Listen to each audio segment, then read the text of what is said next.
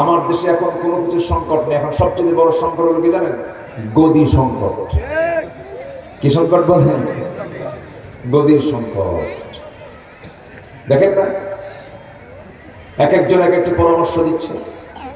একজনকে তাড়াতাড়ি কালকে নির্বাচন দেয়। কোনদিন নির্বাচন দেয়? কালকে। এখন দিলে আরো ভালো হয়। আবার বলতেছে নির্বাচনের পরিবেশ এখনো তৈরি হয়নি, দেরি লাগবে, সংস্কার প্রয়োজন। তাহলে যে সরকারটা আমার দেশে আছে এখন স্থায়ী না অস্থায়ী? অস্থায়ী সরকার এখন দেশ চালাচ্ছে। তাহলে এখন আমি যদি বলি যে এই দেশে এখন সবচেয়ে বড় সংকট হলো গদির সংকট, গদির সংকটের সমাধান তো মনে হয় কোরআনে নাই। আমাদের কোরআন তো উন্নত, কিন্তু কোরআন দিয়ে জীবন উন্নত করা দরকার। জীবন তো অনুন্নত, খালি বিড়ি খাওয়া জীবন। কি খাওয়া জীবন বলে? বিড়ি খাওয়া। বিড়ি খাওয়া হলো মদের ছোট ভাই। মদের কি আগে তো ঢালে না, আগে টানে। আগে টানাটানি, এরপরে কি ঢালা ঢালা, এরপরে কি ঢালা ঢালা। তো যাই হোক, শুধু যদি এই কোরআনের এই বিধানটা যদি সমাজে চালু করে দিত, আজকে এই চিত্র আমাদের দেখতে হতো না। এই চিত্র আজকে চিত্রায়িত হতো না। কোরআন এমন একটি কিতাবের নাম যার মধ্যে সকল সমস্যার সমাধান আছে। জোরে বলুন সুবহানাল্লাহ। সব সমাধান কে দিয়েছেন? আল্লাহ দিয়েছেন। আল্লাহ রাব্বুল আলামিন বান্দাকে প্রশ্ন করে বলছেন, فأين تذهبون إن هو إلا ذكر للعالمين لمن شاء منكم أن يستقيم وما تشاءون إلا أن يشاء الله رب العالمين। বান্দা তুমি কোথায় দৌড়াচ্ছ? কোন দিকে দৌড়াও? যে দল তোমাকে নামাজের জন্য ডাকে না, যে দলের দলীয় সভা, যে দলের দলীয় জনসভা জোহর থেকে শুরু হলো, আসর গেল, মাগরিব গেল, এশা গেল, সেই দলের কর্মসূচির ভিতরে নামাজের কোনো কর্মসূচি থাকলো না। নেতা নিজেও নামাজ পড়লো না। আজান হয়ে গেল, তোমার নেতা নিজেও নামাজ বাদ দিল, তোমাদেরকেও নামাজ পড়ার জন্য বললো না। যে দলের কর্মসূচি পালন করতে গিয়ে নামাজের মতো ফরজ ইবাদত জাহান্নামে যাওয়ার এক নাম্বার কারণ নামাজ ছেড়ে দেওয়া। এই পরিবেশ যে দলে গেলে হয়, সেই দলের নেতৃত্ব মানতে যাওয়াটাও হারামের কাজ। আসতে বলবেন না, জোরে বলুন ঠিক কিনা? সামিয়ানটা আপনি ছোট করছেন কেন? এই সামিয়ানটা একটু বড় করতে। অনেকে রোদে আমার দিকে তাকাচ্ছে তো, কিন্তু দেখানোর দিকটা আমার দেখে মনে হচ্ছে খুব কষ্ট মনে হচ্ছে আমার। কারণ সূর্যের সামনে চেয়ে থাকা কিন্তু খুব কষ্ট। সবার এই চোখের যে মানে চোখের ভ্রু, যেটা ভ্রুটাকে একদম 100% তারা কাজে লাগাচ্ছে, খুব কষ্ট পাচ্ছে তারা। যাই হোক, আমি মাহফিল কমিটির পক্ষ থেকে ক্ষমা সুন্দর দৃষ্টি কামনা করছি।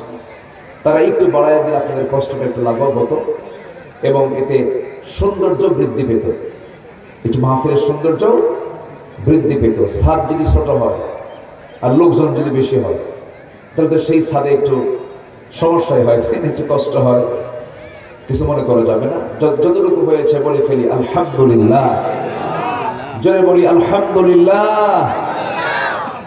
সম্মানিত ভাই, সম্মানিত বন্ধুগণ, তাহলে নামাজ আছে যেখানে আমি আছি, বলুন নামাজ আছে যেখানে আমি আছি। আচ্ছা বলুন তো, জান্নাতের চাবিটা কি? বলো আর একটু জোরে বলেন। জি, জান্নাতের চাবিটা হলো নামাজ। তাহলে এই জাতির অধিকাংশের কাছে কি জান্নাতের চাবি আছে? চাবি যদি না থাকে, তাহলে চাবি না পেলে খুলে দিতে পারবে না। অন্য কোথাও যে থাকবে সে সুযোগও নাই। চাবি থাকলে জান্নাতে যাবে, যদি জান্নাতে না যাওয়া যায় কোথায়? কেউ তো কিছু কয় না। কোথায় যেতে হবে? জাহান্নাম যেতে হবে।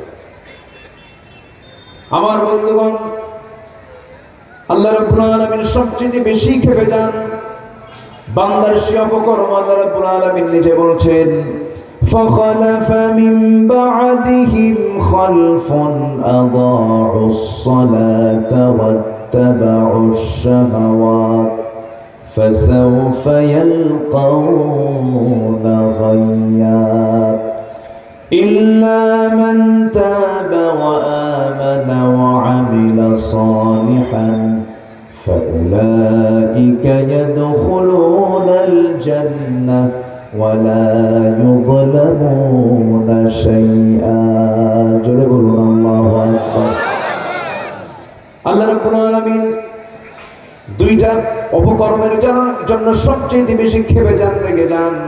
যে বান্দার মধ্যে দুইটা জিনিস পাওয়া যাবে আল্লাহ রাব্বুল আলামিন বলছেন রাগ করে, ফাসাউফা ইয়ালকাউনা গাইয়া, আমি আল্লাহ তাকে শুধু জাহান্নাম নয়, জাহান্নামের গর্তের মধ্যে আমি তাকে ফেলে দেব, ঢুকে রাখবো। জোরে বলি নাউযুবিল্লাহ। দুনিয়ার জিন্দেগিতে জেলখানা একটা জায়গা, সেই জেলখানার মধ্যে আবার আরেকটা আছে হলো সেল। যারা জেলে গেছেন, এই 16 বছর তো জেলখানার লোক কম ছিল না বেশি ছিল? বেশি ছিল। এই স্বাধীনতার 53-54 বছরে এই 16 বছরে যত মামলা হয়েছে, এত মামলা 53 বছরে হয় না। এত মামলা হয়েছে। সে মামলায় অনেক ফকিরও বাদ পড়বে। হ্যাঁ, মানে থানার একটা কোটা আছে যে এই মামলার এতগুলো আসামি ধরতেই হবে। সে আসামি ধরতে না পেরে রাস্তায় ফকির পেয়েছে, ফকিররে নিয়ে ওরে মামলার লিস্টে ঢুকায় গেছে। এই ছিল হলো 16 বছর। কিন্তু বেশি খাইতে গেছে তো, বেশি খাইতে গিয়ে আর হজম হয় না, শেষ হয়ে গেছে। একটা প্রাণীকে আল্লাহ পাক উদাহরণ দিয়েছেন কোরআনের ভিতরে, সেই প্রাণীর নাম হলো মশা। মশা একটা প্রাণী, আল্লাহ পাক এই প্রাণীর একটা উদাহরণ দিয়েছেন। তখন কাফেররা বলল, মাযা আরাদাল্লাহু বিহাদা মাসালা, তোমার আল্লাহর কি দরকার ছিল এই কোরআনের মতো কিতাবের মধ্যে মশার উদাহরণ টেনে নিয়ে আসা? আল্লাহ বলছেন, ইউদিল্লু বিহি কাসীরা ওয়া ইয়াহদি বিহি কাসীরা ওয়া মা ইউদিল্লু বিহি ইল্লাল ফাসিকিন।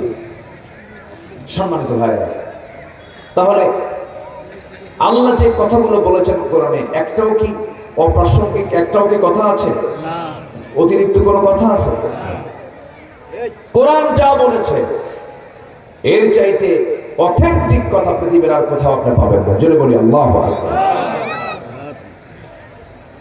মশাটাকে কেন আনলেন? ইন্নাল্লাহা লা ইস্তাহি আন ইয়াদরিবা মাসালান মা বাউদাতান ফামা ফাওকাহা। আল্লাহু আকবার। চারটা আমি কারণ আমি তুলে ধরতে চাচ্ছি। নাম্বার 1, মশা যখন কারো হাতে যখন পড়ে, তার চামড়ায় যখন পড়ে, মশা যখন রক্ত খাওয়ার জন্য কোনো বান্দার গায়ে পড়ে, চামড়ার উপরে পড়লো, তখন সে এই রক্তটাকে তার পেটে উঠানোর জন্য তার মুখের সামনে একটা অংশ আছে, হুল ফুটায় দেয়। সে হুলটা ফোটানোর আগেই সে আগে যেটুকু জায়গায় সে বসে তার চতুর্পাশে আগে অ্যানেস্থেসিয়া করে, অবশ করে। কি করে? কোন ডাক্তার যদি কোনো রোগীর হাত কাটতে যায়, কোনো অপারেশন করতে যায়, সেলাই দিতে যায়, তাহলে কি লাগে? আগে কি করতে হয়? অবশ করতে হয়। এটাকে মেডিকেল ভাষায় বলে অ্যানেস্থেসিয়া। তো অ্যানেস্থেসিয়া করার পর সে আস্তে আস্তে আস্তে আস্তে করে হুলটা ফুটায় দেয়। তো হুলটা যখন ফুটায় আর বলে, সলিমুদ্দিন তুই যত বড় ব্যক্তি হস না কেন, আমি তো অ্যানেস্থেসিয়া করেছি, না দেখা পর্যন্ত উপায় নেই, তুই ধরতে পারবি না। খাইল পরিমাণ মতো যে মশাগুলো খায় ওরা ইজিলি চলে যায়, কিন্তু কিছু মশা আছে হুঁশ নাই, আছে এরকম বেহুশ কিছু মশা আছে না, খুব খায়, এমন খাওয়া খায় শেষে আর নড়তে পারে না, ওই জায়গায় থাকে, অথবা ওঠার জন্য চেষ্টা করে তাও পারে না। ওর পাখা দিয়ে যে নড়বে, পাখা দিয়ে যে উড়বে, সেই ওড়ার ক্ষমতা আর নাই, কারণ পাখার সক্ষমতার কাছে তার ওজনটা বেশি হয়ে গেছে এই রক্তের কারণে, বেশি খাবার কারণে। ঠিক তেমনই আর সে সময় কি হয়, ওই মশার হায়াত আর থাকে না। এটা বেশি খাইলে হায়াত কমে না বাড়ে? বলেন, হায়াত কমে না বাড়ে? এই 16 বছর যারা ক্ষমতায় ছিল এরা বেশি খাইছে না কম খাইছে? আসতে তো ভালো করে কম, কি কম খাইছে না বেশি খাইছে? কার মতো? কার মতো? উদাহরণ কি ঠিক আছে করে নেই? দেখছেন কি সুন্দর মিলে গেল, বাংলাদেশে ফেরাউনদের সাথে মিলে গেছে, মিলে গেছে। মাসালাম মা বাউদাতা, খাইছে বেশি। বেশি খাওয়ার কারণে শেষ পর্যন্ত তার সংসার গোছানোর টাইম পাইছে মাত্র 45 মিনিট। দুপুরের খাবারও নাই। বলা হলো তাড়াতাড়ি তোমার সুটকেস ফুটকেস যা আছে নাও, ভাঙ্গা হেলিকপ্টারে দিল্লি পাঠায় দিচ্ছি, যাও। এই জন্য বেহিসেবি খাওয়া যাবে না, চাঁদাবাজি করা যাবে না, জুলুম করা যাবে না। আল্লাহ ধরে না, ধরলে আল্লাহ ছাড়ে না। বিশাল ব্যাপার, বিশাল শিক্ষা আল্লাহ পাক এখানে দিয়ে রেখেছে। একটু কান লাগাবেন কথাগুলো, একটু মনোযোগ দিয়ে শুনবেন। ওয়াজ বহু শুনি আমরা, একটু কথাগুলো শুনে যদি আমাদের জীবনের পরিবর্তন আনতে পারি আমরা বড় ভাগ্যবান হয়ে যাবো। আমি আমার কথা তো বলছি না, আমি আল্লাহর কালাম থেকে কথা বলছি। মশার কথা কোথায় আছে? নাম্বার 2 হলো, সবাই বলুন তো মশারি যে টাঙানো হয়, মশারিটা মশা টাঙায় না মানুষ টাঙায়? এখন বলুন, মশা মানুষকে ভয় পায় না, মানুষ মশাকে ভয় পায়? বলেন, ভালো করে বলেন, কি ভয় পায় বলেন? মানুষই তো ভয় পায় না? তো এত ছোট্ট প্রাণীর কাছে মানুষ কি অসহায়, কিচ্ছু করার নেই। রাতের বেলা, শীতের রাত, মশা কম, 2 চোখ দিয়ে আপনি দেখলেন bedroom, drawing room, dining room, kitchen room, কোন রুমেই মশা নাই। শুয়ে পড়লেন বেডে, বিছানায় শোয়া মাত্র 10 মিনিট পার হয় না, অন্ধকারের মধ্যে আপনারা খুঁজে বের করছেন। আমি কি ভুল বলছি?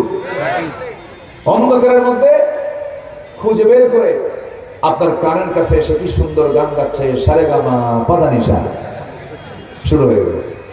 তাহলে এই যে মশা আপনাকে খুঁজে বের করলো কেমনে?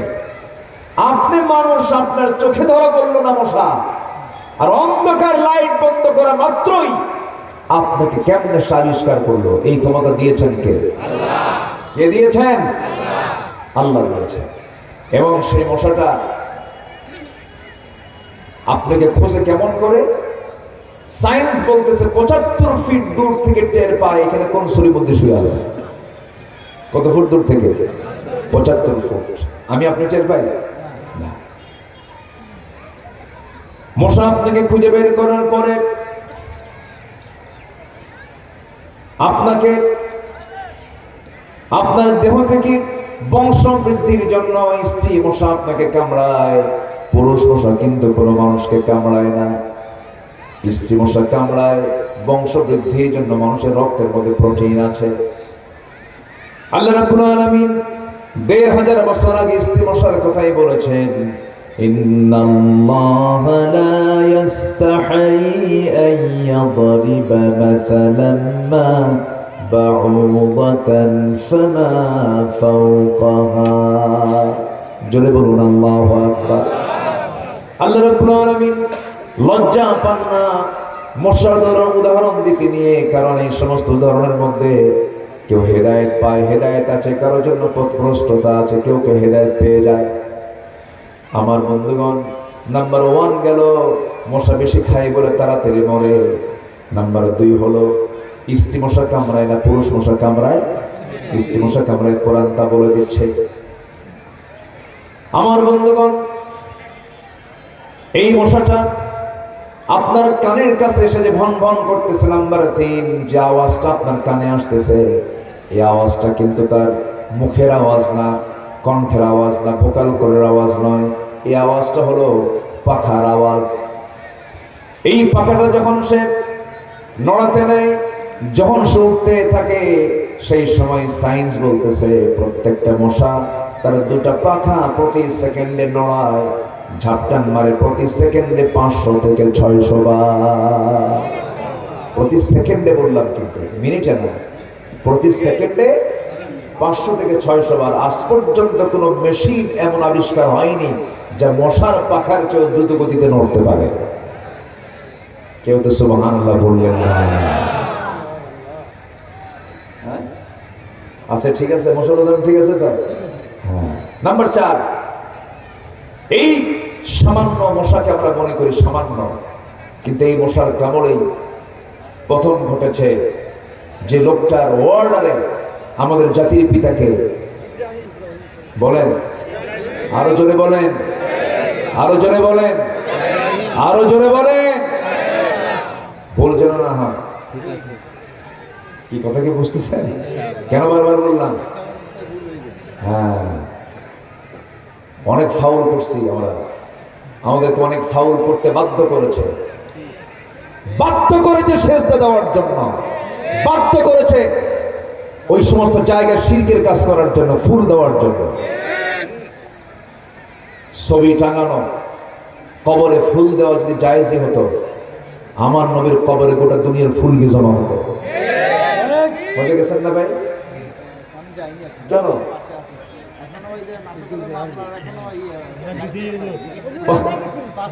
গেছেন তো, রাসূলের রওজা কবর জিয়ারা করছেন তো, ফুল কতগুলো দেখছেন? ফুল আছে? কোন সেজদা আছে? কোনো কিছু আছে ওই জায়গায়? তাহলে আমার নবীর কবরে কোনো ফুল লাগে না, তুমি কোন ছাতা মাথা হয়েছে তোমার কবরে ফুল লাগে? আসতে পান কেন? শুনুন, হক কথা বলতে হবে, শিরকের বিরুদ্ধে কথা বলতে হবে।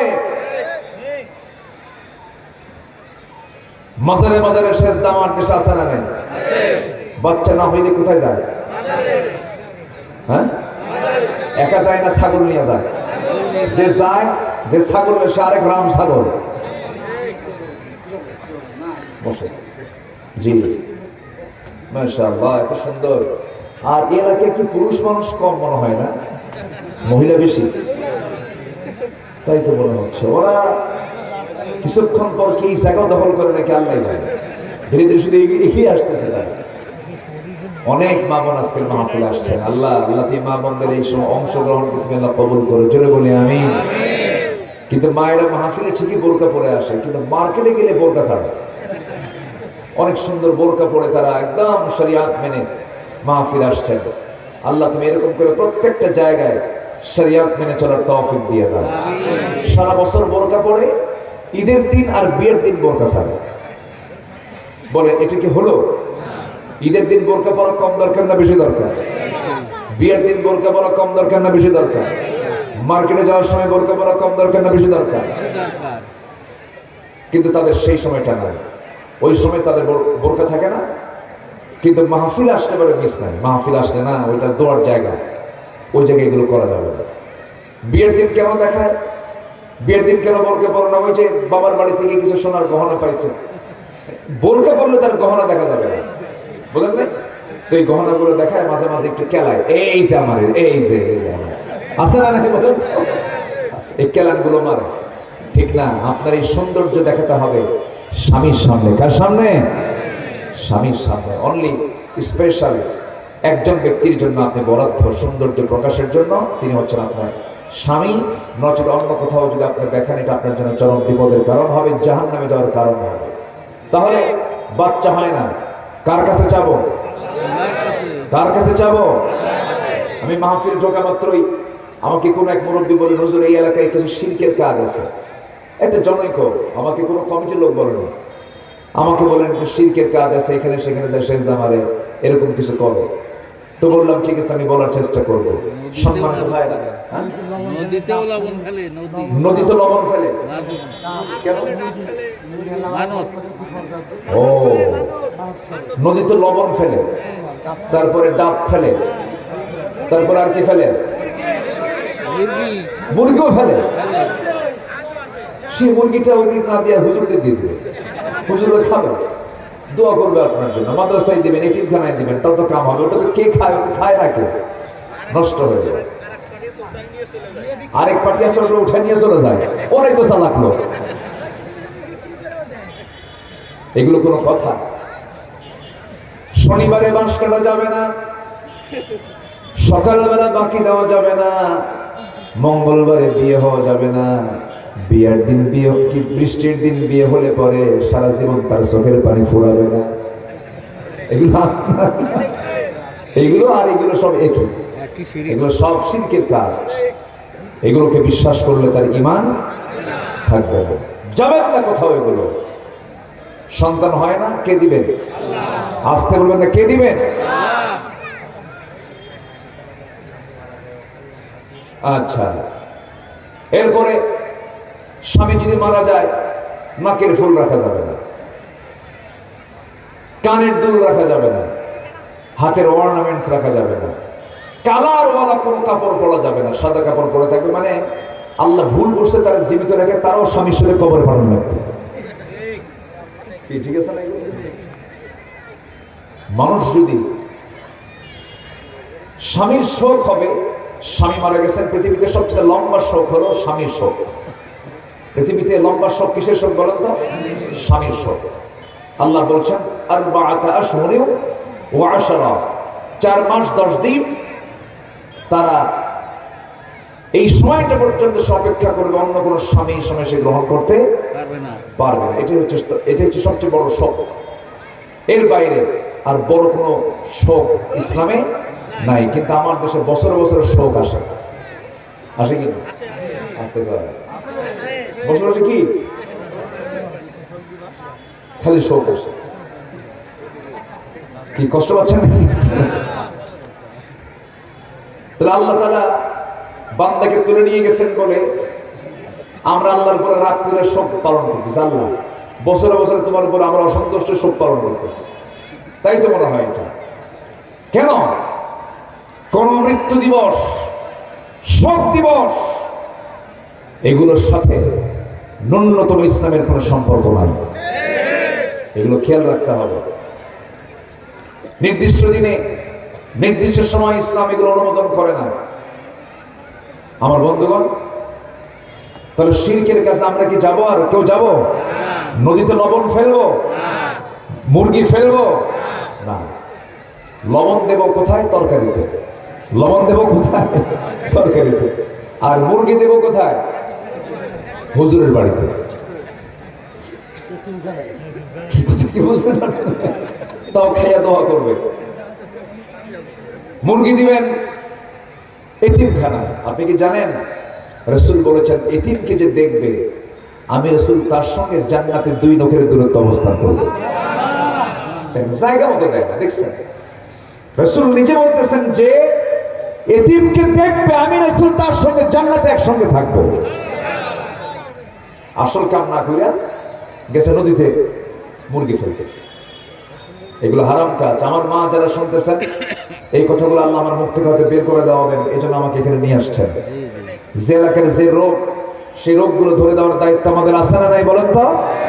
আচ্ছা, একটু কান লাগাবেন, মনোযোগ দিয়ে সবাই শুনবেন। যেখান থেকে আমি তেলাওয়াত করেছি সেই তেলাওয়াতকৃত সূরাটা হলো সূরা মারিয়ামের 59 নম্বর আয়াত। আল্লাহ রাব্বুল আলামিন বলছেন, 2টো অপকর্ম করবে আমি তাকে শুধু জাহান্নাম নয়, জাহান্নামের গর্তের মধ্যে আমি তাকে ঢুকায়া ছাড়াবো। নাম্বার 1 হলো যারা নামাজ তাকে ছেড়ে দেবে, মন যা চাই তাই করবে, কোরআন দেখবে না, হাদিস দেখবে না, ইসলাম না দেখে মনে যা চাই তাই করবে। এই 2টো চরিত্র থাকবে যার মধ্যে, এই 2টা দোষ যার মধ্যে থাকবে, মহান রব্বুল আলামিন বলছেন আমি তাকে জাহান্নামের গর্তের মধ্যে আমি তাকে অচিরেই ঢুকায়া ছাড়াবো। আমার মা, তাদের মধ্যে একটা প্রবলেম হলো আল্লাহ রাব্বুল আলামিন পুরুষের জন্য প্রাপ্তবয়স্ক হওয়ার পর থেকে মৃত্যুর দিন পর্যন্ত, পাগল না হওয়া পর্যন্ত তার 1 ওয়াক্ত নামাজ তার কাজা কি কাজা হওয়া যাবে? নষ্ট করা যাবে? তার জন্য 5 ওয়াক্ত নামাজ পড়া কি? আরো জোরে বলেন, আরো জোরে বলেন, আরো জোরে বলেন। ফরজ। ফরজ মানে কি? ইমার্জেন্সি। ফরজ মানে কি? ইমার্জেন্সি। বাদ দিলে খবর আছে, বাদ দিলে কি খবর আছে। আপনি মাথায় টুপি দেন নাই, সমস্যা নেই। আপনি নামাজে দাঁড়িয়েছেন কিন্তু পাঞ্জাবিটা না পরে আপনি গেঞ্জি পরে দাঁড়াইছেন, সমস্যা নেই। কিন্তু মাথায় টুপি দিচ্ছেন কিন্তু পায়জামা নাই। কি আমার কথা কি বুঝতেছেন আপনি? মাথায় টুপি দিচ্ছেন কিন্তু কি নাই? পায়জামা নাই। তাহলে কি লাভ হবে? হবে না। পায়জামা পড়া কি? জোরে কন। ফরজ। আরো জোরে কন। পায়জামা মানে কি? পায়জামা দিয়ে আমি লুঙ্গি বুঝাচ্ছি, প্যান্ট বুঝাচ্ছি, সতর। সতর ঢাকা কি বলেন? ফরজ। তাহলে ফরজ আগে, এরপরে হচ্ছে সুন্নাহ। তাহলে নামাজের কোনো খবর নাই, আমরা অন্য কোনো কাজ নিয়ে ব্যস্ত হয়ে পড়েছি, এটার কোনো পুরস্কার আমার আল্লাহ দিবেন না। ভাইজান কোথায় যান? নামাজ। ইমাম, মাশাআল্লাহ। আরো কিছু ইমাম আছে মনে হয় এখানে নাকি? আছে। হ্যাঁ, আপনার দুই পাশেই তো রয়েছে। জি জি, বসে। কি কষ্ট হলো? চলে যাচ্ছেন? আজান দিতে হবে, নামাজ পড়াতে হবে। জি আচ্ছা, ঠিক আছে। আমরাও কিন্তু নামাজ পড়বো এই জায়গায়, ঠিক আছে? এখানে কিন্তু বেনামাজি হুজুর আসে নাই। আমার দেশে বেনামাজি পীরের দরবারও কিন্তু আছে। আছে না নাই বলেন? আছে। কিছু কিছু দরবার আছে মুরিদ হলে পরে নামাজও লাগে না। পেশা করে দিচ্ছে আমার দরবারের মুরিদ হলে পরে নামাজ মাফ। যা আছে কিন্তু এরকম দরবার আছে। খাজা দিল কর তাজা, ইসমে জালাল, গাজার গুলকি খাওয়া হালাল। নাউজুবিল্লাহ বলবেন। আছে। এরপরে বাবার নামে হালকা দিলে ওযু গোসল লাগে না। হ্যাঁ, পানির তলে মোমবাতি বাবা বাতাসে নেবে না, বাবার নামে হালকা দিলে ওযু গোসল লাগে না। এরকম ভণ্ড দরবার আমার দেশে আছে না নাই? আচ্ছা, কিন্তু আমরা এখানে যারা এসেছি আমরা যথাসময় একটু আধা ঘন্টা বিলম্ব হলেও আমরা নামাজটা এখান থেকে পড়ে যাব। জোরে বলি ইনশাআল্লাহ। আল্লাহ পাক সবাইকে নামাজি বানান। আমি কিন্তু শুরু করেছি নামাজ দিয়ে, শুরু করেছি নেশা দিয়ে। সবার মাথায় আছে কিনা? আমি কিন্তু এই বিষয়ে আমি সামনের দিকে আস্তে আস্তে আগাচ্ছি। একটু কান লাগাবেন, একটু মনোযোগ দিয়ে আমরা আমলের নিয়ত আমরা শুনবো। জোরে বলি ইনশাআল্লাহ। আমি খুবই আনন্দিত, মাঠ ভরপুর হয়ে গেছে। আমি তো প্রথমে অবাক হয়েছিলাম যে লোকজন কি পাবো আমি, কিন্তু আপনারা যে এরকম চালাক তা তো বুঝি নাই। বসার পর পর মাঠ প্রায় একদম চতুর্দিকে লোকদের সয়লাব হয়ে গেছে। মেয়েরাও আসছে আজকের মাহফিলে, মাশাআল্লাহ। বলি আলহামদুলিল্লাহ। আল্লাহ তুমি এই মাহফিলকে কবুল করে নাও। সম্মানিত ভাইরা, তাহলে আল্লাহর কাছে এক নম্বর অপরাধ কি ছেড়ে দেওয়া বলেন তো? সবাই কি নামাজ পড়তে রাজি আছেন? আল্লাহ রাব্বুল আলামিন হাসরের ময়দানেও প্রথম প্রশ্ন করবেন নামাজ নিয়ে। নামাজটাকে ছেড়ে দেওয়া যাবে না। আল্লাহ রাব্বুল আলামিন আরেক জায়গায় বলছেন, মা সালাকাকুম ফি সাকার ক্বালু লাম নাকু মিনাল মুসাল্লিন ওয়া লাম নাকু নুতঈমুল মিসকিন ওয়া কুন্না নুকাযযিবু বিয়াউমিদ্দিন হাত্তা আতানাল ইয়াকিন فما تنفعهم شفاعة الشافعين। জোরে বলুন আল্লাহু আকবার। ও দোজখবাসী, আজকে তোমরা দোজখে কেন, সাকার নামক জাহান্নামের মধ্যে কেন? তারা বলবে আমরা চারটা কাজ করে আসি নাই। নাম্বার 1 হলো আজান শুনেছি, 5 ওয়াক্ত সুন্দর করে মুয়াজ্জিন আজান দিয়েছেন, আমাদের কানে এসেছে। ফজরের সময় আজান শুনেছি কানে, কিন্তু ঘুম থেকে উঠি নাই। জোরের সময় কাজে ছিলাম, নামাজে যাই না। আসরে খেলায় ছিলাম, নামাজে যাই নাই। মাগরিবের সময় শুনেছি আজান, ব্যবসায় ব্যস্ত হয়ে পড়েছিলাম, অলসতায় এসে নামাজটা কাটিয়ে দিয়েছি। আজকে এই জন্য আমরা জাহান্নামে। আজকে তোমরা জাহান্নামে কেন? নাম্বার 2 তারা বলবে সমালোচককারীদের সঙ্গে সমালোচনা করেছি। নাম্বার 3 হলো ওয়াকুন্না নুকাযযিবু বিয়াউমিদ্দিন। হুজুর আখিরাতের কথা বলতেন, পরকালের কথাগুলো বলতেন, কিন্তু সন্তান ঠিকই, কিন্তু আখিরাতকে আমরা বিশ্বাস করি নাই। আখিরাতের ভয় আমরা দিলের মধ্যে লালন করি না। এই জন্য আমরা আজকে জাহান্নামের মধ্যে। এই এলাকায় আলুর চাষ হয় কিনা জানি না, কম। কিছু কিছু জায়গায় হয় আলুর চাষ। এই আলুগুলো যখন আলু চাষের জমিতে যখন লাগাতে যান, বড় আলু হলে পরে সে আলুগুলো কেটে কেটে 10 টুকরা করে কেটে কেটে ছোট্ট ছোট্ট টুকরাগুলো মাটির নিচে লাগায় দেন। আর ছোট আলু হলে পরে ছোট আলু একটা করে লাগায় দেন। জমিতে আলু লাগায় দেওয়ার পরে 1 মাস 2 মাস 3 মাস যখন চলে গেল, দেখা যায় সেই জায়গা থেকে আরো 1টা থেকে 8টা 10টা আলু হয়েছে, এবং যে আলু জমিতে লাগাইছিল সে আলুটা মাটির সঙ্গে মিশে গেছে। ঠিক ঠিক কি? যে আলু লাগানো হয় সে আলুটা মাটির সঙ্গে মিশে যায়, আর বাকি সেখান থেকে 8-10টা আলু উৎপন্ন হয়ে যায়। যে মহান রব্বুল আলামিন চোখের সামনে আপনার আমার চোখের সামনে একটা আলুকে মাটির সঙ্গে মিশায়া দিয়া হুবহু 8-10টা আলু যিনি জন্ম দিতে পারেন, সে আল্লাহ আমার মৃত্যুর পর আমার দেহটা মাটির সঙ্গে মিশায়া দিয়ে আমাকে আবার কি জিন্দা করতে পারেন না? তিনি কে? আল্লাহ। আমরা সবাই আল্লাহর সামনে হাজির হয়ে যাব, কিন্তু সেই দিন যদি প্রথম প্রশ্নের জবাব না দিতে পারি বড় বেকায়দা হয়ে যাবে। রাসূল যখন দুনিয়া থেকে বিদায় নেবেন, সাহাবে কেরামকে আস্তে করে ডাক দিচ্ছেন, সাহাবীরা আমি মনে হয় দুনিয়াতে বাঁচবো না, দুনিয়া থেকে বিদায় নেব। সবার কাছ থেকে বিদায় নিচ্ছেন। আমার নবীর একজন খাদেম ছিলেন, আমার নবীর 10 বছর তিনি খাদেম ছিলেন।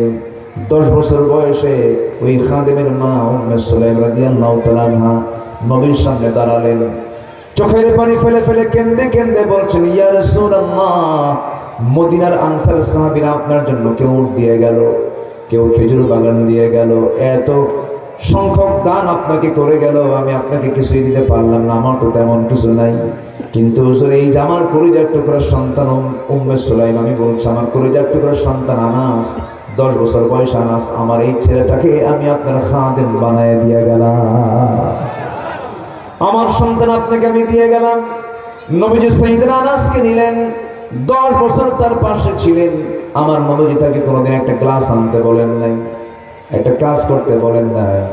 রাসূল যখন দুনিয়া থেকে বিদায় নেবেন, বিদায়ের সময় যখন চলে আসছে, আমার নবীজি ইন্তেকাল করবেন, এমন সময় দেখতে পাচ্ছেন আনাস তার চোখের সামনে নাই। আমার নবীজি বলেন, সাহাবীরা, আমার সে খাদেম আনাসটা কোথায় গেল? আনাসকে দেখতে পাই না, কোথায় গেছে আনাস? খুঁজে আনো তো। খুঁজে খুঁজে তাকে বের করা হলো। সাইয়েদনা আনাসকে যখন নবীর সামনে হাজির করানো হলো, রাসূল বলছেন, আনাস রে, তোমাকে দেখতে পাচ্ছি না কেন? তুমি কি আমার উপর রাগ করেছো নাকি? তোমাকে মনে হয় কষ্ট দিয়েছে, আমাকে মাফ করে দিও। সাইয়েদনা আনাস বলছেন, ইয়া রাসূলুল্লাহ, আল্লাহর কসম করে বলি আমি আপনার প্রতি কেন মন খারাপ করব? 10 বছর বয়সে রাসূল আমার আম্মা আপনার সামনে আমাকে দিয়ে গেছেন, আমাকে খাদেম বানায় দিয়ে গেছেন। আমার দাড়ি নাই, মোছ নাই, কেবল বয়স হওয়া শুরু হয়েছে, আমার বয়স এখন 20 বছর। আমি আপনার কোনো খেদমত করতে পারলাম না, এই আফসোস আমি কান্দি, আপনার সামনে থাকতে পারি না। সেজদায় পড়ে পড়ে কেঁদে কেঁদে বলি, আল্লাহ, আমার বয়স কেবল 20 বছর, রাসূল দুনিয়া থেকে যদি বিদায় হয়ে যান, আমি তো তার কোনো খেদমত করতে পারলাম না। তোমার কাছে প্রার্থনা, আল্লাহ আমার নবীর হায়াত যুগ যুগ বাড়াইয়া দাও, আমি আনাস যেন নবীর খেদমত করে যেতে পারি। সাইয়েদনা আনাসের কথা রাসূল কেঁদে কেঁদে বলছেন, আনাস রে, তোমার যদি যেমন এত বড় শখ, কিন্তু মৃত্যুর সময় তো ঘনিয়ে এসেছে, আমি দুনিয়া থেকে বিদায় নিয়ে নেব। ওরে আনাস, তোমার যদি এমন শখটা হয়ে থাকে, আমি আল্লাহকে বলছি, আল্লাহ, আমার আনাস আমাকে পাইতে চেয়েছিল, আমার খেদমত করতে চেয়েছিল, কিন্তু আমার তো সময় ফুরিয়ে গেছে, আমি দুনিয়া থেকে বিদায় নিয়ে নেব। আল্লাহ গো, জান্নাতে আমার যে খাদেমটা হবে, অন্য কাউকে না বানায় আমার আনাসকে আমার জান্নাতের খাদেম বানায় দিও। জোরে কোন সুবহানাল্লাহ। আমার নবীজি দুনিয়া থেকে বিদায় নেবেন, বিদায় লগন চলে আসছে। আমার নবীজি আম্মা জান আয়েশা সিদ্দিকার ঘরের মধ্যে ঢুকলেন। ঘরের মধ্যে ঢুকে বলছেন, আয়েশা রে, শরীরটা প্রচন্ড খারাপ, বিষক্রিয়া শুরু হয়ে গেছে। আমার নবীর ইন্তেকালের কয়েকটা বছর আগে ইহুদি পরিবারে রাসূল আমন্ত্রণে গিয়েছিলেন, কোন একটা দাওয়াতে গিয়েছিলেন। রাসূলকে তারা সেখানে কিছু খাবার খাইয়ে দিয়েছিল। সেই খাবারের ভিতরে বিষ ছিল, বিষ মিশ্রিত খাবার। যখন রাসূল খেতে বসলেন, 2 সাহাবী সামনে ছিলেন, 2 সাহাবী সেখানে শহীদ হয়ে গেলেন।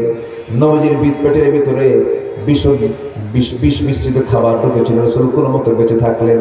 কিন্তু যখন রাসূল দুনিয়া থেকে বিদায় নেবেন, সেই বিষক্রিয়া দেখা দিয়েছিল। নবীজি থাকতে পারলেন না, তীব্র মাথা ব্যথা, প্রচন্ড জ্বর, হাত পা কাঁপতেছিল। সেই সময় বলছেন, আয়েশা রে, মনে হয় দুনিয়া থেকে বিদায় নিয়ে নেব, আমার মাথায় পানি ঢেলে দাও। তো মাথায় পানি ঢেলে দেওয়া হলো। হঠাৎ করে সাইয়েদনা বেলাল আযানের সময় হয়ে গেছে, সুন্দর করে আযান দেওয়া শুরু করলেন। আমার নবীজি সেই সময় তিনি শুয়েছিলেন। আমার নবীজি জোর খাটায় আজান শোনার সঙ্গে সঙ্গে তিনি দাঁড়ানোর চেষ্টা করলেন, দাঁড়াতে পারলেন না। আমার নবীজি পড়ে যেতে নিলেন, মাথা চক্কর মেরে পড়ে যেতে নিলেন। আম্মা জান আয়েশা তাকে ধরলেন, ধরে এতকে আস্তে করে বসায় দিয়ে বলছেন, ইয়া রাসূলুল্লাহ, আপনি তো দাঁড়াতে পারতেছেন না, আপনি তো দাঁড়াতে পারতেছেন না। আমার রাসূল বলছেন, আয়েশা রে, আমার মনে হয় বাঁচার সম্ভাবনা খুবই কম, দুনিয়া থেকে বিদায় নিয়ে নেব আয়েশা, আমার বুঝার জামাতে নামাজ হবে না। তুমি আমার প্রাণ প্রিয় সাহাবী, তোমার আবু বকরকে বলো আমার মুসল্লায় দাঁড়ায় যেন আমার হকটা আদায় করে, আমার নামাজটা যেন সে আদায় করে, ইমামতির দায়িত্ব সে যেন পালন করে। সাইয়েদনা আবু বকর সিদ্দিক রাদিয়াল্লাহু আনহুকে বলা হলো, আমার নবীর মুসল্লায় তিনি দাঁড়ায় গেলেন। নামাজ যখন শুরু হয়ে গেছে, সাহাবায়ে কেরামদের মধ্যে কান্নার রোল পড়ে গেছে, কান্নার বিকট আওয়াজ শুরু হয়ে গেছে। নবীর কানে যখন কান্নার আওয়াজ চলে গেছে, রাসূল বলেছেন, আয়েশা, আমাকে একটু জানালার কাছে নিয়ে যাও তো। জানালার কাছে নিয়ে যাওয়া হলো। জানালার কাছে গিয়ে তিনি দাঁড়ালেন। আম্মা জান আয়েশা তাকে ধরলেন। সাহাবীরা রুকু করে সিজদা করে, আমার নবীর চোখের কোনা বেয়ে বেয়ে টপ টপ করে পানি পড়ে। আমার নবীর কান্না দেখে আম্মা জান আয়েশা বলছেন, ইয়া রাসূলুল্লাহি, আপনি কাঁদেন কেন? আপনার সাহাবীরা তো নামাজ পড়ছে। রাসূল বলছেন, আয়েশা রে, তুমি কি জানো এই নামাজ কায়েমের জন্য কাফেররা আমাকে কোথাও মারা বাদ দেয় নাই? এই নামাজ কায়েমের সংগ্রাম করতে গিয়া মাথা থেকে পা পর্যন্ত দেখো না আয়েশা, কত জায়গায় ক্ষত ক্ষত চিহ্ন। তায়েফের মানুষগুলো আমাকে চোকা চোকা পাথর মেরে মেরে আমার গোটা ঘর শরীর ক্ষত বিক্ষত করে দিয়েছে। এই যে দাগ, এই যে দাগ, মাথা থেকে পা পর্যন্ত নবীজির অসংখ্য দাগে দাগ হয়ে যায়। তায়েফের ময়দানে সেই পাথর মারার পর থেকে নবীজির গোটা শরীরে ক্ষত বিক্ষত দাগ ছিল। রাসূল বলেন, আয়েশা রে, এই নামাজ কায়েমের সংগ্রাম করতে গিয়ে উহুদের ময়দানে কাফেররা আমাকে মারতে মারতে জমিনে ফেলে দিয়া, দেখুন আমার সামনের দুটো দাঁত নাই, দাঁতহীন অবস্থায় তোমার সঙ্গে কথা বলছি। ওরে আয়েশা, এই নামাজ কায়েমের সংগ্রাম করতে গিয়া ওই খন্দকের প্রান্তরে কাফেররা আমাদেরকে মোকাবেলা করার জন্য এগিয়ে আসতেছিল। সেই সময় আমরা প্রয়োজন মনে করলাম, চতুর্দিকে খন্দক পরীক্ষা খনন করার জন্য প্রয়োজন মনে হলো। কিন্তু সাহাবীরা একা একা করছে, আমার কাছে ভালো লাগলো না। আমিও কোদালটা নিয়ে একটানা 4 দিন ব্যাপী না খায়া কোদাল মেরেছি, গর্ত খনন করেছি, পরীক্ষা খনন করেছি। ওরে আয়েশা, দেখো না আমার ওই যে কোমরটা কুঁজো হয়ে গেছে, মৃত্যুর দিন পর্যন্ত আমার এই কোমরটা সোজা হয় নাই। যেদিন কায়েমের জন্য আয়েশা, যে নামাজ কায়েমের জন্য আয়েশা আমার কোমর চলে গেছে, আমার দাঁত চলে গেছে, আমার আমির হামজা চাচা দুনিয়া থেকে শহীদ হয়েছেন, আমার অসংখ্য সাহাবীরা দুনিয়া থেকে বিদায় নিয়েছেন। পরে আয়েশা সেই নামাজ আজকে রাষ্ট্রীয় পর্যায়ে কায়েম হয়েছে। এই দৃশ্য আমাকে কাঁদিয়েছে। এটা আমার দুঃখের কান্না নয়, এটা আমার আনন্দের কান্না। জোরে বলি সুবহানাল্লাহ, আরো জোরে বলি সুবহানাল্লাহ। আমার নবীজি দুনিয়া থেকে বিদায় হন পূর্বের সর্বশেষ 2টো আমল করেছেন। একটা ব্যবহৃত আমল হলো তিনি মিসওয়াকটা সম্পন্ন করেছেন। আমার নবীজি বলছেন, আয়েশা রে, মুখটা কেমন যেন দুর্গন্ধ মনে হচ্ছে, একটা মিসওয়াক এনে দাও তো। মিসওয়াক এনে দেওয়া হলো। নবীজি মিসওয়াক করবেন, তার আগ দিয়ে আম্মা জান আয়েশা সিদ্দিকা রাদিয়াল্লাহু তাআলা তিনি মিসওয়াকটা হাতের মধ্যে নিলেন, তিনি মিসওয়াক করলেন। মিসওয়াক করে চাবায় চাবায় মিসওয়াকের আগাটা শক্ত করে দিয়ে নবীর সামনে দিলেন। নবীজি আমার মিসওয়াক হাতের মধ্যে নিয়ে একটা মুচকি হাসি মেরে আম্মা জান আয়েশার দিকে তাকায় মুচকি মুচকি হাসি মেরে মিসওয়াক শুরু করার আগে আমার আম্মা জান আয়েশা সিদ্দিকার মুখের থুতুটা ওই মিসওয়াকের আগে লাগানো ছিল, সেই আগে লাগানো থাকা সেই থুতুগুলো আমার নবীজি চুষে চুষে পান করছেন আর মুচকি মুচকি হাসি দিয়ে বলছেন, আয়েশা, আমি তোমার একটু হক আদায় করার চেষ্টা করলাম। যেরকম সুবহানাল্লাহ। আয়েশা, আমি তোমাকে দারুণ ভালোবাসি। নবীজির দেহ আর চলে না, শেষ পর্যন্ত নবীজি দুনিয়া থেকে বিদায় নেবেন। সর্বশেষ হাদিসটা তিনি আম্মা জান আয়েশার কাছে বর্ণনা করেছেন। তিনি বলছেন, আয়েশা, আমি মনে হয় দুনিয়া থেকে বিদায় নিয়ে নিচ্ছি। আমি তোমাকে একটা লাস্ট মেসেজ বলে দিচ্ছি, আয়েশা রে, আমি দুনিয়া থেকে বিদায় হয়ে যাচ্ছি। আমার উম্মতদেরকে একটা মেসেজ দিয়ে দিবা। আমার উম্মতের জন্য আল্লাহ পাক আমাকে সুপারিশের অনুমতি দিয়ে দিবেন। অন্তত আমার উম্মতরা যেন কখনো 5 ওয়াক্ত নামাজ না ছেড়ে দেয়। সবাই কি নামাজ পড়তে রাজি আছেন? সবাই কি নামাজ পড়তে রাজি আছেন? 5 ওয়াক্ত নামাজ পড়তে রাজি আছেন? কারা কারা একটু হাত তুলে দেখেন তো দেখি। জোরে বলি আল্লাহ, আরো জোরে বলি আল্লাহ। আমাদেরকে 5 ওয়াক্ত সালাত আদায় করার তৌফিক তুমি আল্লাহ দিয়া দাও, দিয়া দাও। জোরে বলি আমিন, আরো জোরে আমিন। হাত নামান। যদি নিজে নামাজি না হই, নামাজ কায়েমের সংগ্রাম করবেন কেমনে? নিজের নামাজের কোনো খবর নাই, জীবনে 1 ওয়াক্ত নামাজ আর কাজা করবো না আজকের থেকে। সবাই রাজি আছেন তো ইনশাআল্লাহ? বাড়ির বউ যদি নামাজ না পড়ে কি করবেন? দেখছেন কি কথা কয়, কয়েছে পিটাতে হবে, এটা মার্ডার কেস। হয়তো যারা পিটানোর পক্ষে যারা বলেছেন কথা, আমার মনে হয় তারা অধিকাংশ বিয়ে করে না।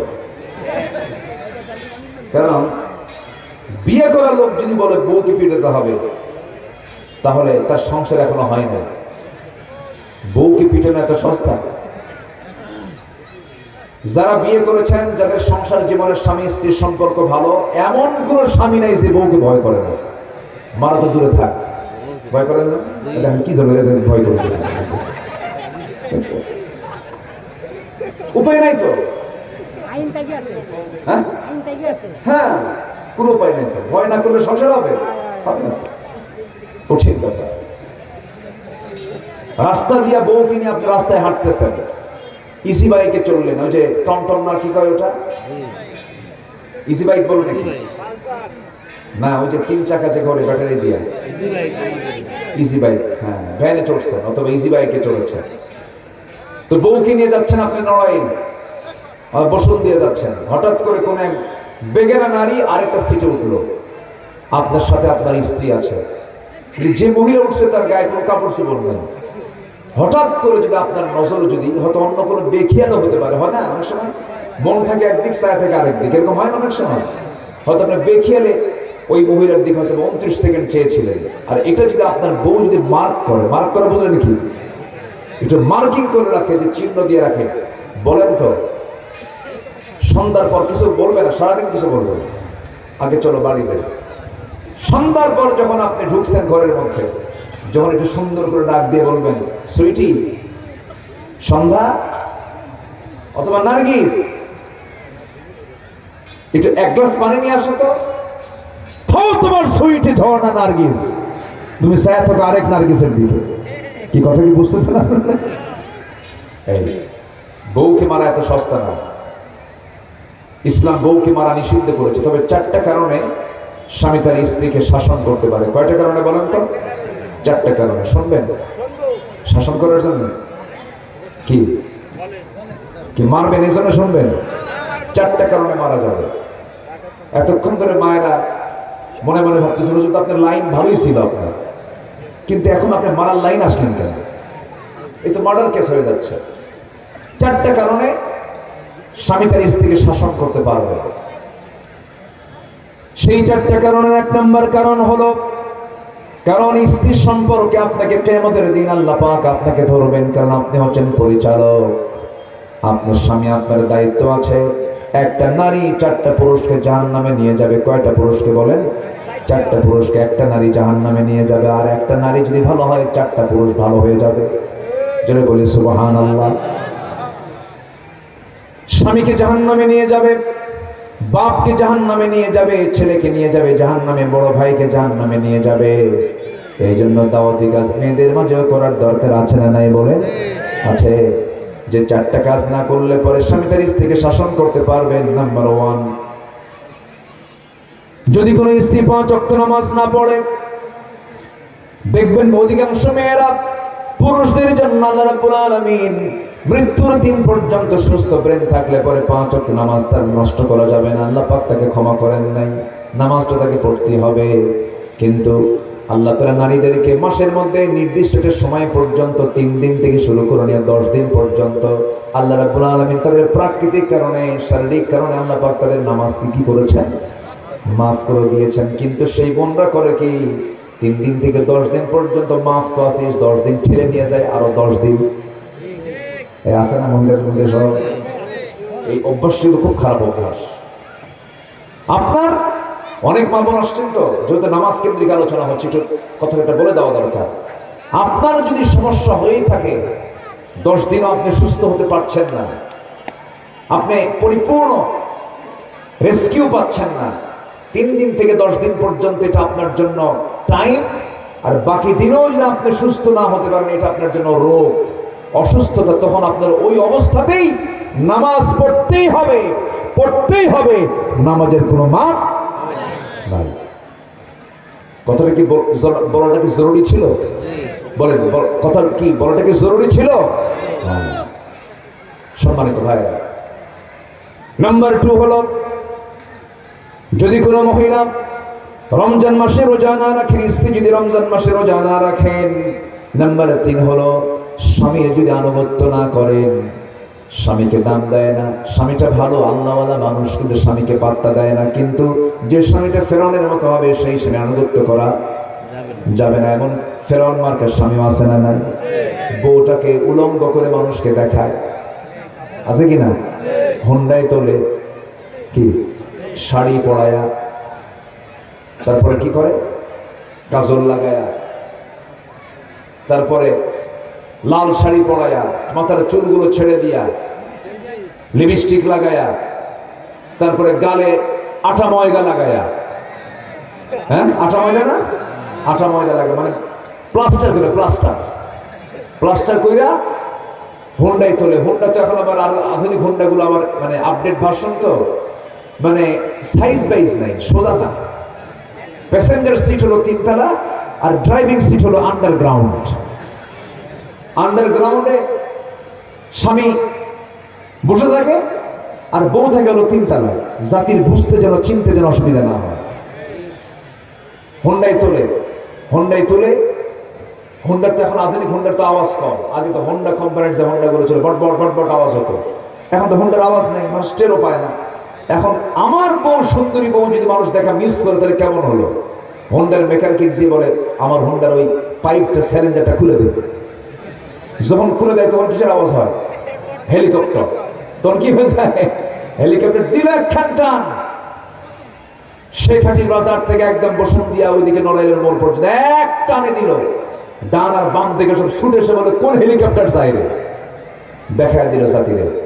সন্ধ্যার আগ দিয়ে নদীর কিনারে গিয়ে 16 Pro Max আইফোন দিয়ে ছবিটা তুলে, অর্ধলগ্ন ছবি ফেসবুকে আপলোড দিয়ে বলে, প্রিয় বন্ধুরা, আসুন আমরা আমার বউটাকে সবাই জামাতের সঙ্গে দেখি। যেরকম নাউজুবিল্লাহ। এরকম আকাইম্মা, এরকম বদমাইশ মার্কা কিছু স্বামী আছে না নাই বলেন তো? ওদের কথা শোনা যাবে? ওদের কথা শোনা যাবে? যে স্বামী আপনার জাহান্নামের উপকরণ হবে, ওই স্বামীর হুকুম মানা যাবে না। এটাও সত্য। আমার মায়েরা বলবেন হয়তো, হুজুর আপনি শুধু আপনাদের পক্ষে বললেন, আমাদের পক্ষে কিছু কইলেন না। সম্মানিত ভাইরা, আজান মনে হয় হচ্ছে না? আচ্ছা, আজান দিক, সমস্যা নেই। আমি কথা বলি, আমরা ধীরে ধীরে দোয়ার দিকে আস্তে আস্তে যাবো। একটু সময় নিচ্ছি, আর একটু কথা আছে। শুনতে রাজি আছেন তো সবাই? সম্মানিত বন্ধুগণ, সম্মানিত ভাইয়েরা, ওই সময় ফেরাউন আসিয়ার সঙ্গে যে চিত্র দেখিয়েছে, সেই সময় আসিয়ার যে চরিত্র ছিল, সেই চরিত্র তখন ওই মার মধ্যে আনতে হবে। আসিয়া সালাতু ওয়াস সালাম যখন ইসলাম কবুল করলেন, দিন মানলেন, ফেরাউন বলল, আসিয়া তুমি একটা কাজ করলা, তুমি তো বড় একটা অপরাধ করে ফেলেছো। আমার রাষ্ট্রীয় হুকুম অনুযায়ী তোমাকে তো আমি জল্লাদ দিয়ে 2 টুকরা করে দুনিয়া থেকে বিদায় করব। আসিয়া বলছেন, আমার স্বামী, আপনি আমাকে মৃত্যুর হুমকি দেখান, আপনি যে হুমকি দেখেন না কেন, আমি ইসলাম থেকে এক চুল পরিমাণ নড়বো না। জোরে বলি আল্লাহু আকবার। আমি কি আলোচনা শেষ করে দেব? যে এই লোকগুলো ওঠে কেন? এই যে একটু বসে একটু বসেন, আমরা ওজুর জন্য সময় দেবো বাইরে। একটু আমি মোস্ট রিকোয়েস্ট, একটু রিকোয়েস্ট করছি, একটু বসেন। মাহফিলের সৌন্দর্য আপনি যদি নষ্ট করে ফেলেন, তাহলে মাহফিলের সৌন্দর্য নষ্ট হয়ে গেল। এত বড় একটা আয়োজন আপনি নষ্ট করে ফেললেন, এটা কিন্তু গুনাহ যে হবে না, তার গ্যারান্টি কিন্তু দেওয়া যাবে না। একটু বসেন একটু প্লিজ। আমি 8-10 মিনিট আর সময় নেবো। জাস্ট আমি ক্লিয়ারটা, হ্যাঁ, আমি এটা কমপ্লিমেন্টসি টেনেই আমি আমার আলোচনা শেষের দিকে চলে যাবো ইনশাআল্লাহ। আসিয়া সালাতু ওয়াস সালাম স্বামীকে আনুগত্য করেছেন? আনুগত্য করেছেন। কেন? স্বামী কি কি বলেন, স্বামী কি ইসলাম মেনেছে? আমি স্বামীকে মানব ততক্ষণ, স্বামী যতক্ষণ ইসলামকে মানবে। আমি বউকে অবশ্যই আমি মর্যাদা দেব ততক্ষণ যতক্ষণ সে ইসলামকে মেনেছে, ঠিক কিনা বলেন? এই হচ্ছে বিষয়। শেষ পর্যন্ত ফেরাউন করলো কি, জল্লাদ রেডি করলো। জল্লাদ রেডি করে বললো, আসিয়া তোমাকে আমি আজকে 2 টুকরা করে দুনিয়া থেকে বিদায় করবো, এখনো সময় আছে, তুমি কি করবা বলো। কাফেররা কিন্তু দুনিয়াতে সব কাফেরদের চরিত্র এক, এরা সবসময় হত্যার হুমকি দিত। কিসের হুমকি বলেন তো? হত্যার হুমকি। এই 16 বছর শুধু আমরা কিসের হুমকি শুনছি বলেন? হত্যার হুমকি। যেখানে সেখানে ক্রস ফায়ার, কিছু হইলেই গুম, কিছু হইলেই খুন। 16 বছর আমরা ভুলি নাই, এটা বলা যাবে না। এটা ভুললেই বড় বিপদ আসবে। আমরা ততক্ষণ পর্যন্ত শান্ত হব না, আমরা ততক্ষণ পর্যন্ত বসে থাকবো না যতক্ষণ না পর্যন্ত বাংলার জমিনে একটা ওমরের মতো শাসক না আসবে। আমরা চাই এই নামাজ রাষ্ট্রীয় পর্যায়ে কায়েম হোক। সবাই কি চান? আমার দেশের রাষ্ট্রপতি হবেন বাইতুল মুকাররমের খতিব। রাজি আছেন কারা কারা? হাত উঁচু করে দেখান মুসলমান।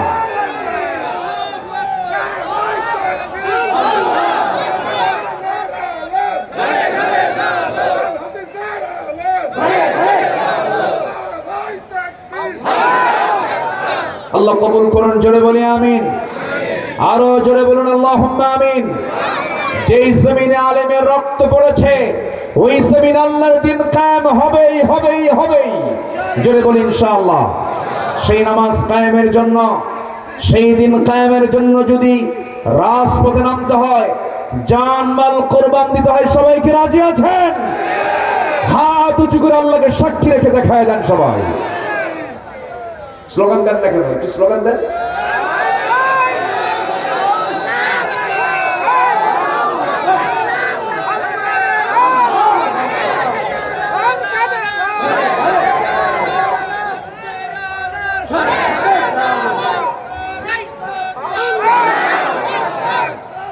আল্লাহ কবুল করুন, জোরে বলে আমিন। আসিয়া সালাতু ওয়াসসালাম করাতের সামনে পড়ে গেলেন, করাত তার কপালে ঠেকানো হলো। কিন্তু আসিয়া কি করাতের ভয় করেছেন না আল্লাহর ভয় করেছেন? আল্লাহকে বলেছেন, আল্লাহ আমি তোমাকে বলে দিচ্ছি, দেখো আমার কপালে করাত লাগায় দিয়েছে, আমি তোমার হুকুম মেনে চলি বলে, আমি ইসলাম মেনে চলি বলে, আমি দিন মেনে চলি বলে, আমি স্বামীর হুকুমকে মানতে পারছি না, তোমার হুকুম মানতে গিয়ে আল্লাহ তুমি ফয়সালা করে দাও। আল্লাহ রাব্বুল আলামিন তার দোয়া কবুল করলেন। আসিয়া আলাইহিস সালাতু ওয়াসসালাম দুনিয়া থেকে বিদায় নিলেন।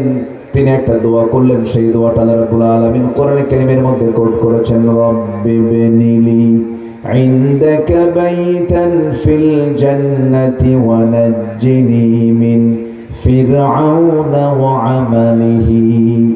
আল্লাহ তুমি আমার জন্য বানায় দিবা একটা ঘর। কয়টা ঘর বলেন?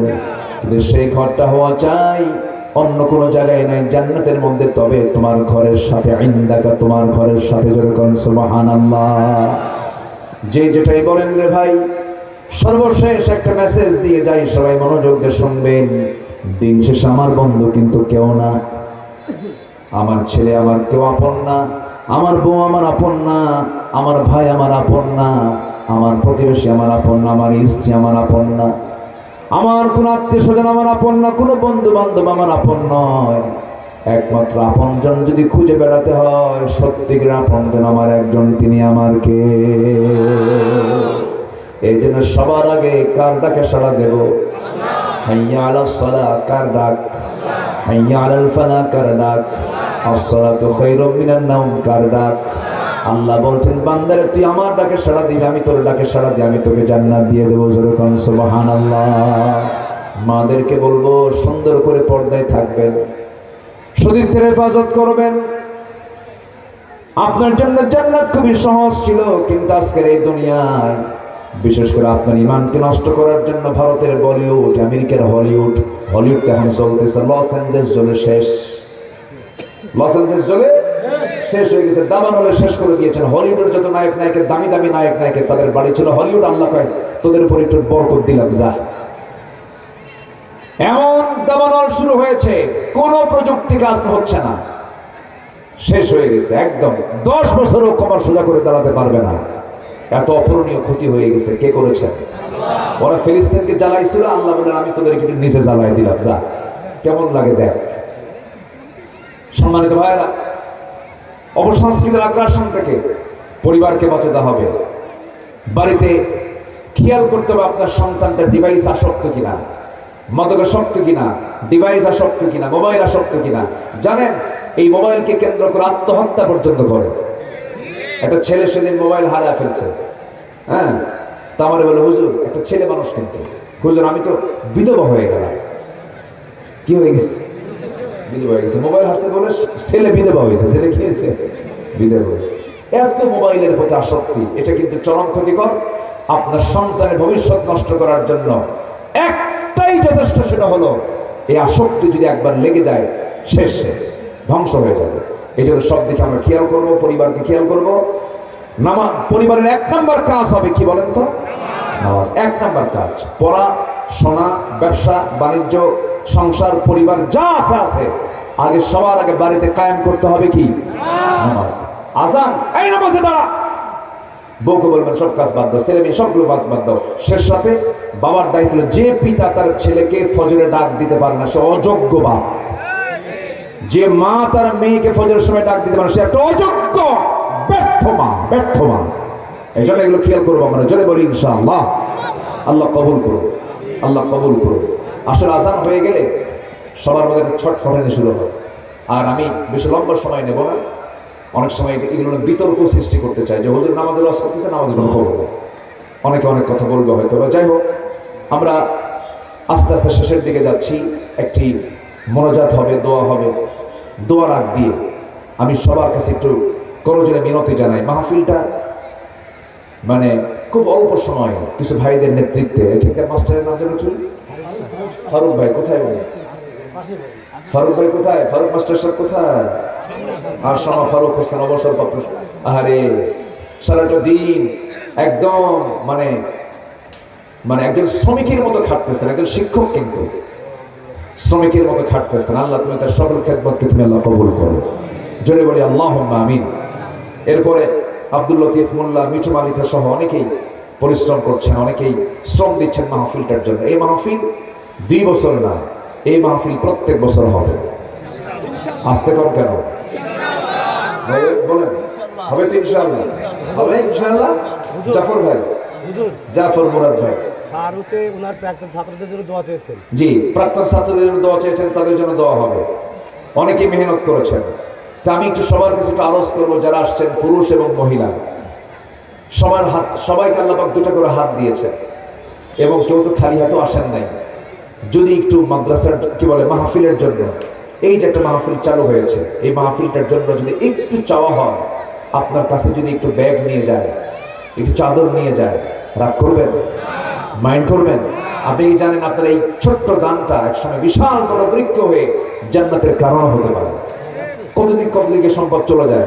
তো একটু যাবে, আপনার 2টা হাত যার আছে তিনি দিবেন। হাত যার নাই হয়তো হাত 2টাই কাটা, তার দরকার নেই। হাত যার আছে অবশ্যই তিনি দিবেন। দয়া করে সবাই একটু পকেটে হাত দেন। অন্যের পকেট না, কিন্তু নিজের পকেটে হাত দিবেন। যে যা পারে আমরা সবাই দেবো। সেখানে করে সুবহানাল্লাহ, আলহামদুলিল্লাহ। চাদর যাচ্ছে, ব্যাগ যাচ্ছে, সবাই যে যা পারে আমরা সবাই দেবো। সেখানে করে লা ইলাহা।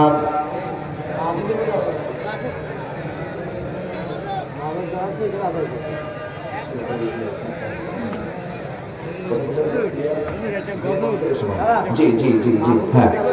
আমার মা বোনদের ভিতরে আমি চেক করবো আজকে, দেখতে চাই যে দানের দিক থেকে পুরুষ এগিয়ে না নারী এগিয়ে। আমার বিশ্বাস মহিলা মানুষ এগিয়ে থাকবেন, এটাই স্বাভাবিক। মেয়েদের দানের পরিমাণও বেশি, সম্পদের পরিমাণও মেয়েদের বেশি। স্বামীর সম্পদে ক্ষয় আছে, মেয়েদের সম্পদে কোনো ক্ষয়, খালি আয়, কোনো ক্ষয় নাই। জি, আল্লাহ এই মাদেরকে বেশি করে দান করার তৌফিক দাও। জোরে বলি আমিন। কেউ উঠবেন না, জিকির করে সুবহানাল্লাহ। জি, আমার মা বোন আপনাদের মাঝে ব্যাগ ট্যাগ চলে গেছে, যে যা পারেন সবাই দেবেন ইনশাআল্লাহ। জিকির করে লা ইলাহা। ভলেন্টিয়ার ছাড়া কেউ উঠবেন না, ভলেন্টিয়ার ছাড়া কেউ উঠবেন না। দেরি যখন করলাম আর 5টা মিনিট আমরা দেরি করি, দোয়া করবো একসাথে। জিকির করে লা ইলাহা।